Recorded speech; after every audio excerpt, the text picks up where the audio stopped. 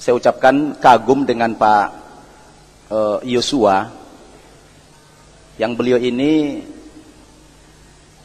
salah semua sebenarnya bacaan Quran, tapi nekat begitu.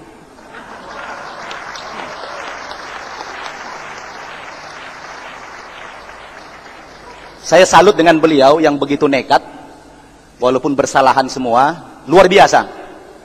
Saya sarankan kepada Pak Yosua, lebih bagus Anda memang Pak Yosua ini memperdalam lagi bahasa Arab. Anda boleh tetap dalam agama Kristen, dan tidak salah mendalami bahasa Arab itu, karena aktivitas Anda sehari-hari kan mengajar bahasa Arab. Bagaimana mungkin nanti Anda mengajar bahasa Arab sementara Anda sendiri tidak paham itu bahasa Arab, nanti sesat malah nanti yang lain, kan begitu. Iya. Baik. Kenapa ada koreksi Al-Quran terhadap Alkitab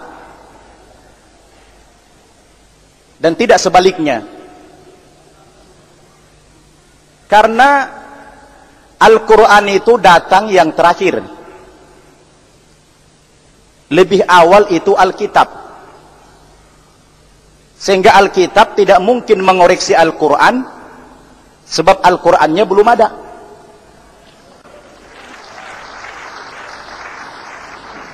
Logika yang sederhana, apa mungkin Orde Lama mengoreksi kesalahan Orde Baru? Mungkin tidak Orde Baru mengoreksi penyimpangan-penyimpangan pemerintah Orde Lama. Begitulah Al-Quran itu. Al-Quran datang yang terakhir. Ketika terjadi penyimpangan firman-firman Tuhan sebelumnya, Al-Quran itu kan mengakui bahwa sebelum Al-Quran datang, ada kitab-kitab yang sebelumnya diturunkan oleh Allah. Itulah Taurat yang diberikan kepada Nabi Musa atau Moses. Kemudian yang kedua, Zabur atau Mazmur Daud. Lalu yang ketiga, Injil yang diberikan kepada Nabi Isa. Jadi sangat wajar kalau Al-Quran mengoreksi fawailul lilladzina yaktubunal kitaba biaidihim tadi. Itu bisa dibuktikan. Pernyataan Al-Quran itu bukan fitnah, tapi fakta. Anda terima tidak itu? Tadi saya bacakan ayat-ayat yang lucu, belum dikomentari juga. Nah, Bapak Ibu, sebenarnya di mana yang paling prinsip, yang paling mendasar perbedaan Islam dengan Kristen? Sudut pandang kita yang berbeda hanya persoalan Yesus sebenarnya. Itulah akar persoalan yang paling mendasar. Bahwa dalam pandangan orang Kristen, Yesus itu adalah Tuhan atau anak Tuhan. Sementara dalam agama Islam, Yesus itu dimuliakan. Bahkan tidak sah imannya orang Islam kalau tidak beriman kepada salah seorang nabi itu. Tidak sah imannya orang Islam kalau tidak beriman kepada Yesus sebagai nabi. La nufarriqu baina ahadim mir rusulih. Wa qalu sami'na wa ata'na ghufranaka rabbana wa ilaikal masir. Kita tidak pernah membeda-bedakan para nabi dan rasul itu. Perbedaannya, orang Kristen menganggap Yesus itu Tuhan. Orang Islam mengatakan dia nabi. Kan begitu? Nah, pertanyaannya, kalau memang Yesus itu Tuhan, sejak kapan Yesus itu menjadi Tuhan? Karena di waktu lahir tidak Tuhan dia. Terus terang, Yesus waktu lahir tidak Tuhan dia. Di waktu masa kanak-kanak tidak pernah jadi Tuhan. Tidak ada seorang murid yang mengatakan dia Tuhan. Aneh ketika Yesus sudah mati menurut versi Kristen, oleh Paulus dan teman-temannya yang lain menganggap mendaulat bahwa Yesus itu adalah Tuhan. Ini kan lucu ini. Sehingga Yesus itu dibingkai termasuk salah satu dari unsur ketuhanan yang disebut dengan Trinitas. Tuhan Bapa, Tuhan Anak, dan Roh Kudus. untuk memudahkan orang lain memahami Trinitas itu disederhanakan. Apakah Tuhan orang Kristen 3? Ternyata 1, cuma beda sebutan, maka dirubah menjadi Tritunggal. Ya, Tritunggal. 3 dalam sebutan, oknumnya tetap 1. Supaya lebih sederhana lagi, dirubah menjadi 3 in 1. Jadi diibaratkan seperti kopi Torabika lah begitu. Supaya disederhanakan. Bapak Ibu, kita bicara kepada fakta, ini kan Alkitab. Pada saat Quran mengoreksi, wajar kan? Dan ada buktinya. Tidak ada di dalam Alkitab ini muncul keterangan dari Yesus bahwa dirinya Tuhan.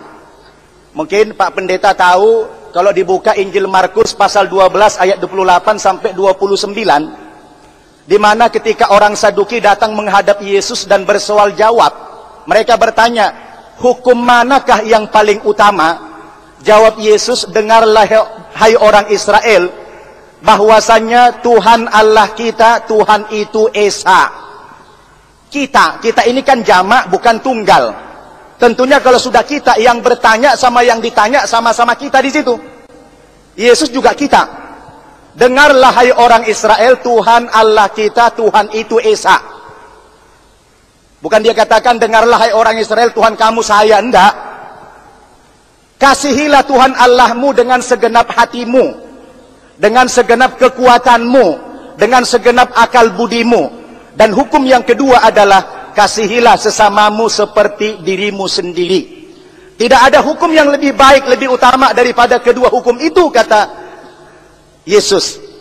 Ya, tidak ada hukum yang lebih baik daripada kedua hukum itu, yaitu Allah itu Esa, dan berbuat baik kepada sesama manusia sebagaimana kepada diri sendiri.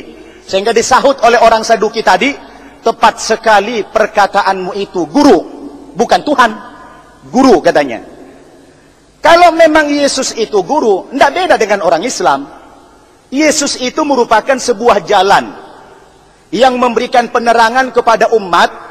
Tidak akan pernah sampai manusia ini kepada Tuhan yang sesungguhnya tanpa melalui Yesus. Artinya Allah telah mendelegasikan Yesus itu kepada manusia menjadi rasul. Allah memberikan ajaran yang benar melalui Yesus. Kalau mereka tidak mengikuti Yesus, tidak mungkin sampai kepada Tuhan, yang pada gilirannya tidak mungkin masuk surga. Begitu sebenarnya. Oleh karena itu, kembalilah Pak Edi Sabto. Kalau Bapak mau kembali bertaubat, diterima Allah. Tadi Pak Edi Sabto mengatakan, apa mungkin Tuhan masih mengampuni saya? Insya Allah. Hari ini kalau Bapak sih bisa hadapkan insya Allah. Allah masih akan mengampuni dosa beliau begitu. Kalau mau kembali lagi. Tapi jangan murtad lagi nanti. Nah, begitu ya. Terima kasih. Bismillah walhamdulillah. Wassalatu wassalamu ala rasulillah. Amma ba'du. Ketika memikirkan mengenai mengapa menjadi seorang Islam, jikalau saya sebelumnya adalah seorang rohaniwan di agama sebelumnya, seorang pendeta istilahnya, seorang yang mendalami tauhid di dalam agama sebelumnya, yaitu Kristen. Bukan hanya mendalami, tetapi juga mengajarkan. Setiap Sabtu Minggu rutin memberikan kajian di banyak gereja. Menjadi seorang pendakwah keliling istilahnya. Juga di sekolah-sekolah setiap harinya. Maka ajaran agama itu sangat meresap, saudara. Tetapi mengapa saya bisa menjadi seorang Islam? Maka kalau saya boleh cerita satu hal tentang hidup saya, saudara, saya harus akui bahwa saya bukan seorang yang bersih, bukan seorang yang suci. Walaupun saya menjadi rohaniwan di agama yang sebelumnya, seorang yang tinggi lah posisinya secara spiritual, rohani. Tetapi saya mesti jujur dengan diri bahwa saya adalah orang yang sangat kotor, orang yang sangat berdosa, saudara. Dan akhirnya kerohanian itu hanya menjadi topeng. Saya menjadi orang yang tidak takut berbuat dosa, saudara. Seorang pendeta tapi tidak takut berbuat dosa. Itu menjadi satu dilema tersendiri dalam hati saya. Lalu kemudian saya mengalami banyak hal di dalam gereja. Adanya persaingan, adanya saling sikut di antara rohaniwan, di antara sesama pendeta. Hari itu saya akui bahwa saya cukup disukailah oleh jemaah karena khotbah-khotbah saya, karena cara saya ngomong dengan orang, berhubungan dengan orang, dan orang suka. Tetapi pendeta-pendeta lain itu tidak suka, karena di mata mereka saya itu hanya menjadi saingan, sehingga akhirnya terjadilah pemburukan nama, pencemaran nama, supaya saya tidak boleh tampil lagi di mimbar. Dan itu setahun lebih saya tidak boleh tampil di mimbar, saudara. Akhirnya di dalam hati yang pahit, hati yang luka, lepas tinggalkan gereja, tidak pelayanan lagi, cukup lama. Di dalam masa-masa yang seperti itu, saudara, Allah izinkan saya ketemu dengan seorang muslimah. Dan itu pertama kalinya saya dekat dengan seseorang yang beragama Islam. Saudara, saya dari latar belakang Kristen banget istilahnya. Papa saya almarhum seorang pendeta. Kakak saya yang pertama seorang pendeta. Saya juga pendeta. Keluarga kami semuanya Kristen sejak lahir. Tidak ada yang beragama Islam. Dan hari itu adalah pertama kali saya dekat dengan seorang muslimah, dan dia beragama Islam, dan dia seorang yang sangat cinta sama Allah. Di dalam hubungan dengan saya, bahkan sampai menikah secara agama, dia rindu banget saya untuk seiman dengan dia. Maka di tengah pergumulan yang cukup lama, sekitar 5 bulan, saudara, akhirnya saya tidak mudah karena saya hidupnya dari gereja. Sarjana saya sarjana agama dari gereja istilahnya. Pekerjaan saya di gereja. Kalau saya tinggalkan, saya mau jadi apa? Itu cukup lama bergumulnya, saudara. 5 bulanan. Sampai akhirnya saya cukup beberapa kali datang ke guru dan minta petunjuk bagaimana hidayah itu apa sih? Gimana cara dapetinnya sih? Karena hati saya ini tidak siap. Pikiran saya itu tidak masuk kepada agama Islam. Lalu guru punya nasihat simpel. Guru bilang, sampai kapanpun kamu kalau pengen pikiran kamu ngerti Islam baru kamu terima, nggak bakal. Kecuali kamu mau ucapkan syahadat seperti password ketika membuka HP. Selesai kamu ucap syahadat, kebuka semua yang menjadi rahasia-rahasia di dalam Islam. Saudara, ketika saya menjadi Islam, ada hal yang saya rasa indahnya luar biasa. Takut sama yang namanya dosa. Saudara, kenapa saya takut sama yang namanya dosa? Ketika saya menjadi Islam, saya ngerti banget apa artinya namanya ridho Allah, saudara. Itu indahnya luar biasa, saudara. Apa yang guru sampaikan malam ini, saya merasa itu hidup seorang Islam tuh seperti yang guru ajarin malam hari ini. Kita itu diurusnya sama Allah. Allah itu kayak orang tua kita. Mana berani kita kurang ajar sama orang tua kita? Kenapa? Kalau kita nggak punya orang tua, siapa yang ngurusin kita? Itu yang saya alami, saudara. Saya takut banget berbuat dosa. Kenapa? Saya takut Allah nggak ridho lagi sama saya. Itu yang saya nggak alami di agama sebelumnya, saudara. Di sini menjadi seorang Islam, yang saya kejar cuma satu, ya Allah, gimana caranya mendapat ridhomu. Makanya di dalam kondisi yang bukan siapa-siapa seperti dulu, tanpa nama besar seperti dulu, tanpa pekerjaan dengan gaji besar seperti dulu, hanya menjadi orang sederhana dan miskin. Hanya menjadi orang yang biasa-biasa. Tetapi apa yang saya pelajarin, apa yang saya alamin di dalam Islam itu nggak ternilai, saudara. Yaitu jalani hari-hari dengan percaya bahwa Allah yang ngurusin kita, Allah yang jagain kita. Dan itu saya alami banget. Saya pernah 2 hari nggak ada uang sama sekali untuk makan, saudara. Bagaimana cara Allah ngurusin? Malam-malam ada seorang rekan Ustadz Nur, ngajakin makan, saudara. Itu saya seharian nggak makan sebenarnya. Besok paginya ada seorang rekan kerja tiba-tiba dia kasih saya makanan, padahal nggak biasanya. Dia bilang ini buat Pak Peter sarapan. Waduh, saya merasa kalau bukan Allah yang ngurusin, mungkin kita nggak hidup sampai hari ini. Maka hari ini saudara, saya merasa menjadi Islam itu udah nggak usah ada keinginan, nggak usah ada hasrat, nggak usah ada ambisi, udah jalani aja. Karena kita percaya ada Allah yang ngurusin, dan Allah nggak pernah tinggalin, dan Allah adalah orang yang sayang sama kita. Maka itu sebabnya saudara dengerin pengajian itu bagi saya itu nguatin terus tuh, nguatin terus. Yang namanya nangis di atas sajadah, yang namanya hanya bisa berlutut karena nggak punya kekuatan untuk hidup di atas sajadah, itu indahnya luar biasa. Maka hari ini saya bersyukur boleh ada di tengah-tengah saudara dan sama-sama mewarisi iman yang luar biasa menjadi seorang Islam. Karena Allah, kita adalah Allah yang hidup, saudara, yang memperhatikan kita, dia maha menatap dan maha mengurus kita. Maka menjadi seorang Islam adalah menjadi seorang yang paling damai hidupnya, saudara. Mau khawatir apa? Kita punya Allah. Itu yang saya alami. Semoga kesaksian saya yang singkat ini boleh menjadi kekuatan bagi setiap kita, saudara, menjadi seorang Islam. Demikian. Assalamualaikum warahmatullahi wabarakatuh.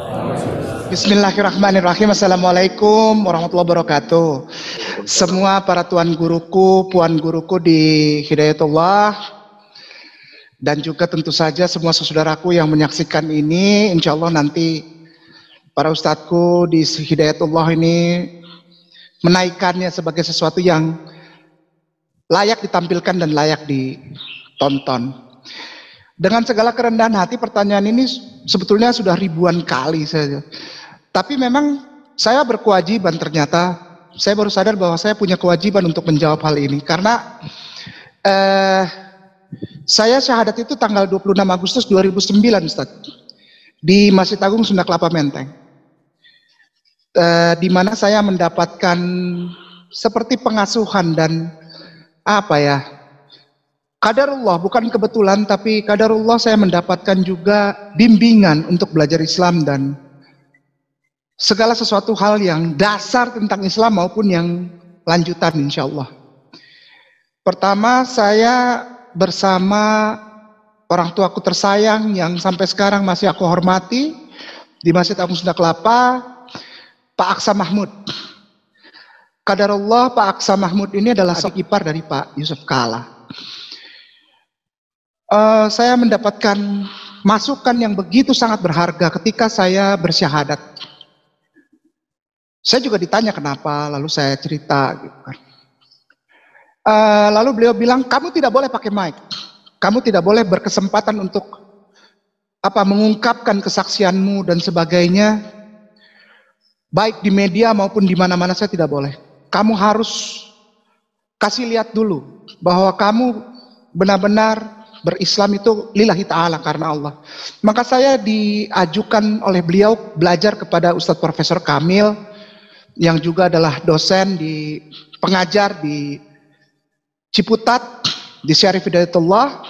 Beliau mengajar di Fakultas Adab dan Humaniora.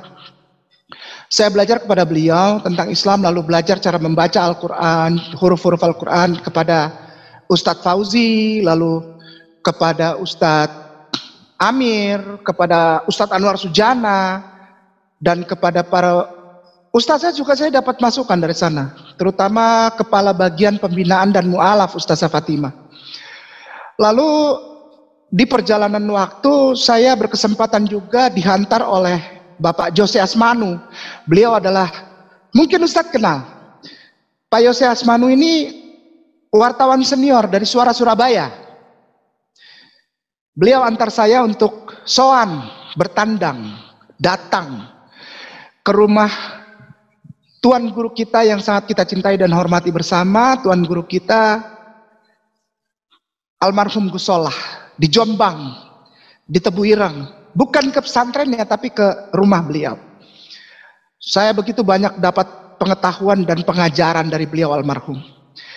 Nah, latar belakang saya itulah yang menjadi hal, justru menjadi batu sandungan, Ustadz. Ketika ada yang bertanya, kenapa sih jadi Islam disekolahkan? Nah, kata-kata disekolahkan, lalu perjalanan hidup keimanan saya, keberagamaan saya, ketika saya sebelum mengucapkan 2 kalimat syahadat, 2-3 tahun belakangan ini justru menjadi batu sandungan, menjadi menjadi barrier, menjadi penghalang gitu, menjadi obstacle untuk saya menyampaikan kesaksian. Karena saya insya Allah Ustadz, dengan segala kerendahan hati, mohon maaf, saya tidak mencari, wallahi, mungkin bisa dibuktikan. Ketika saya bersyahadat, saya bukan untuk cari popularitas Ustadz. Saya tidak mencari tenar, saya tidak mencari uang, saya hanya ingin menyampaikan kesaksian. Sekali lagi, saya hanya ingin menyampaikan kesaksian saya. Di mana bahkan ketika saya setelah mengucapkan 2 kalimat syahadat, itu tertulis di dalam surat An-Nisa ayat 135. Ini jadi pegangan saya. Ketika engkau berislam, maka engkau mempersaksikan cintanya Allah itu, perawatan Allah, dan bagaimana jalan yang dituntunkan oleh Rasulullah Sallallahu Alaihi Wasallam. Ayat 135 dari surat An-Nisa ini saya pegang dengan segala rasa hormat dan kerendahan hati, dan tanpa ingin menyerang, menyinggung, underestimate, insulting, merendahkan, menjelek-jelekan, mengejek agama lain, imannya atau kitab sucinya, tidak. Aku mau jawab bahwa begini Ustaz, dengan segala kerendahan hati, Kristus yang aku kenal dulu ketika sebelum aku mengucapkan 2 kalimat syahadat adalah Kristus yang ternyata bukan Kristus. Kristus yang sesungguhnya adalah Kristus yang validnya itu didapat dari kitab suciku terdahulu bahkan, dan dalam Al-Quran Karim. Itu baru itu. Yang selama ini ternyata bukan beliau, someone else gitu itu seorang yang malah lain, yang malah aku nggak kenal itu. Seseorang yang Tuhan, seseorang yang adalah incarnated atau inkarnasi dari pencipta alam raya bersama seluruh isinya ini. Tuhan, Allah yang berinkarnasi menjadi manusia, lalu menanggung dosa manusia sebelum beliau dan sesudah beliau. Ini nggak ada, nggak ada malah. Seorang Kristus yang memperbolehkan orang makan babi, makan makanan haram, yang tidak mempermasalahkan orang itu menutup auratnya, wanita menutup auratnya atau tidak. Kristus yang tidak mempermasalahkan laki-laki itu berkhitan atau tidak. Wah, ini nggak ada malah. Sehingga ketika pemahaman itu dan kesadaran itu datang, tidak ada cara lain buat saya Ustaz selain mengucapkan 2 kalimat syahadat. Assalamualaikum warahmatullahi wabarakatuh. Alhamdulillah saya mendapatkan hidayah Allah itu justru di tempat yang tidak diduga-duga, yaitu justru ketika saya sudah melaksanakan keputusan untuk meniti hidup sebagai seorang biarawati, dan saya sudah berada di dalam biara. Namun inilah yang sangat kalau kita sebut sebagai karunia Allah, inilah hidayah. Kalau secara awam spektakuler atau apa begitu ya. Jadi saya di biara dan saya mendapatkan tugas ganda, kuliah di biara dan kuliah di Institut Filsafat Teologi, dan di sanalah antara lain saya menekuni ilmu perbandingan agama yang sering disebut dengan istilah comparative religion. Di buku-buku Umi ceritakan juga banyak diliput juga sebenarnya bagaimana Umi yang tidak mengerti huruf hijaiyah dan kemudian kebingungan tidak bisa membaca, dan akhirnya Umi cari kitab suci Al-Quran yang pakai terjemah, dan dari terjemah ternyata Umi pun cara belajarnya itu salah, membukanya salah karena nggak ngerti cara buka Al-Quran. Akibatnya yang Umi pelajari awal adalah yang letaknya di belakang-belakang, dan yang pertama kali Umi baca adalah surat Al-Ikhlas. Saat itu hanya bisa terjemahnya, dan kemudian surat Al-Ikhlas yang kita ketahui, Qul huwallahu ahad, Allahu samad, lam yalid walam yulad walam yakul lahu kufuwan ahad. Malamnya Umi ngaji seperti itu dan Umi menyambil kesimpulannya ini benar dan ini yang logik. Itu reaksi Umi yang pertama, mengucapkan 2 kalimat syahadat tahun 83 1 hari sebelum bulan suci Ramadan. Di mana nih? Di Surabaya, di Masjid Al-Falah Surabaya. Pembimbing Umi untuk mengucapkan 2 kalimat syahadat saat itu adalah Kiai Haji Misbah almarhum, Ketua MUI Jawa Timur. Umi hanya pamit kepada orang tua, yaitu ibu, Umi sebutnya mami.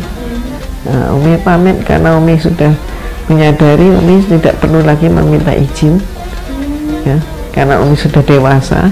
Jadi istilah secara tepatnya adalah Umi pamit bahwa akan menjadi Islam, karena dia nggak ngerti kan bahasa ikrar itu apa, juga nggak ngerti. Ini mau jadi Islam. Terus Umi berangkat, Umi pamit ke masjid, Umi ikrar, dan besoknya puasa dia juga masih belum tahu, keluarga belum ada yang tahu kalau Umi puasa. Mereka melihat Umi sholat di kamar Umi dan gempar, kaget bahwa kamarnya kok dipakai oleh perempuan Islam sholat ibadah, dan apalagi sangat mengejutkan ketika salam kan wajah Umi terlihat dan Umi tidak mau menyembunyikan diri lagi. Ternyata yang sholat itu adalah Umi. A'udzubillahi minasyaitonirrajim. Bismillahirrahmanirrahim. Assalamualaikum warahmatullahi wabarakatuh. Nama saya Anissa Teresia. Kalau dulu mungkin ada yang cukup familiar dengan nama panggilan saya di layar kaca, ya, Tere. Saya dilahirkan dalam keluarga Nasrani beretnis suku Batak, Sumatera Utara. Lahir di Jakarta 2 September 2000 syahadatnya. 2 September 79 lahirnya. Dengan nama pemberian orang tua Teresia Ebena Ezeria Baru Pardede. Dan di ayat 171 dari surat An-Nisa itu adalah sebuah surat yang kalau saya bilang itu surat cinta Allah buat saya gitu ya, dan insya Allah buat orang-orang yang mengaku ahlul kitab, ya, orang-orang Nasrani. Insya Allah itu adalah surat yang Allah kasih direct message buat kita, yang isinya kurang lebih Bismillahirrahmanirrahim. Wahai ahli kitab, janganlah engkau berlebih-lebihan dalam agamamu, karena sesungguhnya Nabi Isa putra Maryam itu adalah seorang rasul yang diperkuat dengan Ruhul Kudus gitu, ya. Jadi jangan katakan Tuhan itu 3 gitu, itu kayak jelas banget, definitif gitu ya. Allah itu ahad, bukan trinitas. Alhamdulillah, pertemuan saya dengan Al-Quran itu di satu sisi memberikan akses yang luar biasa terhadap pemahaman saya gitu, bahwasanya ini yang dulu saya pertanyakan gitu, ini yang dahulu pernah saya tanyakan waktu saya SMP. Sebenarnya Yesus itu Tuhan apa Nabi gitu. Dan alhamdulillah jawabannya ada, jelas gitu. Di dalam surat Maryam juga disampaikan kan, surat Maryam ayat berapa itu? 30 ya. Qala ini abdullah, bahwa Nabi Isa alaihissalam juga menyampaikan bahwa dia adalah hamba Allah gitu. Jadi sudah sangat eksplanatif sekali gitu. Al-Quran itu menjelaskan. Alhamdulillah Allah mudahkan saya 2 September 2000 saya diizinkan Allah Subhanahu wa taala bersyahadat di Masjid Raya Pondok Indah, dibantu oleh teman saya yang waktu itu awalnya mensyiarkan dalam bahasa dakwah gaul sehari-hari ya, Yesus itu Nabi Isa. Oke, Masya Allah. Dari situ Allah kasih pintu hidayah, Allah izinkan saya mengucapkan kalimat syahadat, dan alhamdulillah saat itu saya sudah secara definitif bisa disebut seorang muslimah. Tapi rupanya perjalanan tidak bisa dibilang sudah selesai gitu ya dengan menjadi seorang mualaf, sudah enggak, justru malah itu baru pintunya baru terbuka gitu, saatnya melangkah. Dan Masya Allah ternyata perjalanan menuju Islam yang sejati gitu ya, yang kafah sebagaimana Al-Quran menyatakan, ya kita memang harus kafah, harus masuklah Islam secara keseluruhan, nggak cuma berserah tapi beriman. Dan level selanjutnya adalah kita harus menjadi seorang yang muhsin dan mukhlis gitu ya. Ini adalah esensi dari Islam yang sesungguhnya. Karena Islam bukan sekedar sholat, bukan sekedar puasa, bukan sekedar bayar zakat, tapi Islam adalah kebenaran dari Allah yang Allah berikan lewat hambanya yang ummi ya, Rasulullah Sallallahu Alaihi Wasallam, dalam sebuah kalam Allah yang lengkap, yang membenarkan kitab-kitab sebelumnya, yang menjadi acuan syariat yang utuh, yang diterapkan, harus diterapkan oleh siapapun yang mengaku muslim berserah diri, agar semua perjalanan hidupnya itu diridhoi Allah, masuk Islam secara kafah keseluruhan, menegakkan nilai-nilai Islam secara kafah, dan memperjuangkan Islam sampai akhirnya nanti episode terakhir umat manusia akan ada pemimpin yang menerapkan ajaran ini sesuai jalannya Rasulullah, khilafah min hajin.